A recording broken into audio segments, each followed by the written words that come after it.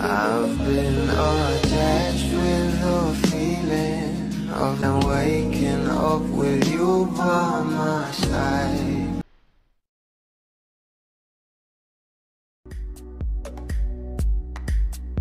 What's up, Kapamilya all over the world? Ako po si Jeremiah and welcome back to Kapamilya Chat live in the studio.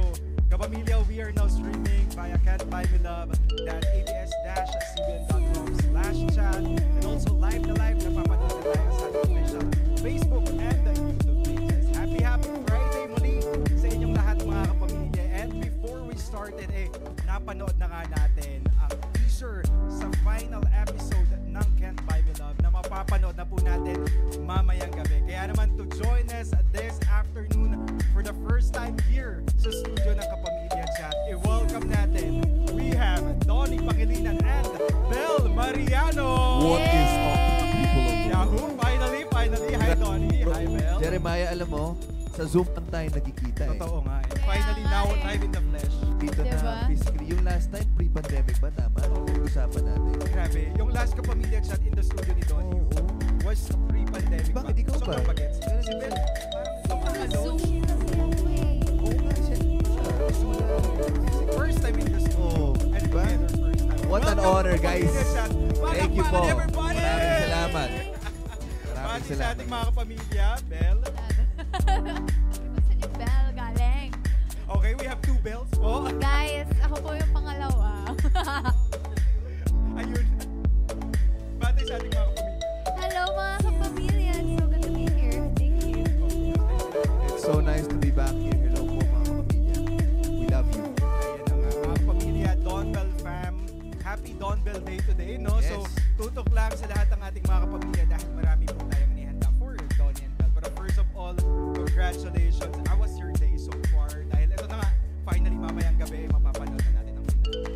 Yeah, so today we've been going around promoting the finale in Free TV. It's the last day. People will watch it all over the world. And it's been fun. We started off sa mga ibang places. Diba? Yes. Yes. Talagang Donbell Day talaga. Oo, mga kapamilya. totoo. Maraming- Start ng kaninang umaga up until now. Marami kaming ginawa today. So, this is, we have to save the best, di ba? Kapamilya. Thank you, guys. Yes, mamaya. Kasama ni Jeremiah, syempre. Thanks, Donnie. Siyempre naman, nag-sync in na ba, Bel, Donnie, na this is it, finally sa Free TV. Ito na yung finale mapapanood mo. Ah, Hindi pa, no? Hindi pa. Bakit? Bato-bato pick kung sino magsasalita. Hindi pa nagsisingit sa akin. pero hindi nga. Mamaya mapapanood niyo yan sa iba't ibang syempre. Kapamilya Channel, Kapamilya Online Live, A to Z at TV5. So abangan niyo po yan sa mga dito na mapanood. Malalaman niyo kung anong mangyayari talaga. Ano mangyayari kay Bingo at kay Bing talaga. So, Wala. tutok tayo mamaya. Pero for now, how do you guys feel na mula nag-start ni Don siyang Can't Buy Me Love, talagang nasa peak hanggang magwakas yung pagkapit ng mga kapamilya o supporters din nandun pa rin. Well, sa una, hindi namin alam kung paano namin mag-promote ng 14 episodes. Kasi first time namin gagawin. First time namin mag-prime time, even together. First time to do the series together. So, we knew it was gonna be a challenge. Pero sobrang game kami kasi alam namin na 100% yung trust namin sa prods, sa creatives. Tawa ka ng tawa. Sa ate Kaya kasi. Yes, Ate Kaya. Sorry. Pag nag-iPod ako, hindi, pero I agree with what you said. Siyempre, grabe siyempre pasasalamat namin sa kanila. Siyempre, 9 months kaming nag-taping. 9 months rin sabay-sabay tayo inabangan natin kung ano talaga mangyayari sa story. So, thank you. And now that we're down to the hashtags, Can't Buy Me Love Prizes finale. Ayan, abangan niyo po yan.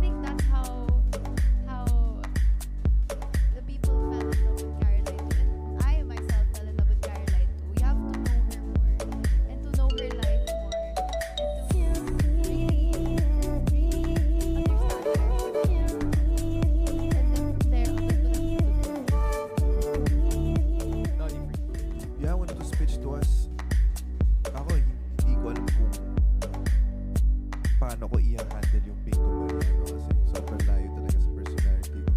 Pero, as I said in my Instagram, sabi ko, kung sino pa yung akala ko sobrang layo siya pala yung kasi yung 9 months na hindi biro yun talagang I tried my best to live and breathe Bingo, and I really lived in Binondo. Doon ako nakatira kasi pag mag-e-end kami ng shoot, doon ako matutulog.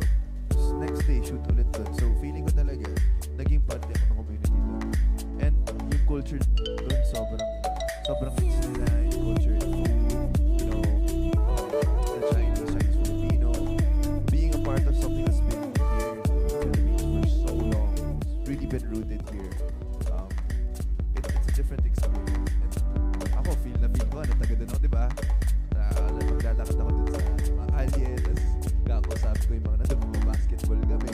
Ibang experience yun, hindi ko inaasahan na ganito. So, when it was offered to us at first, we didn't know what to expect, but we're glad that we did.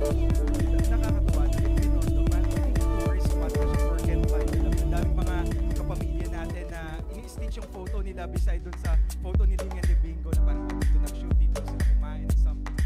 Nakakatuwa, grabe. Pero para sa inyo, if there's one thing or trait ni Bingo and ni Ling na gusto nyo, and at the same time yung pinakakaya nyo,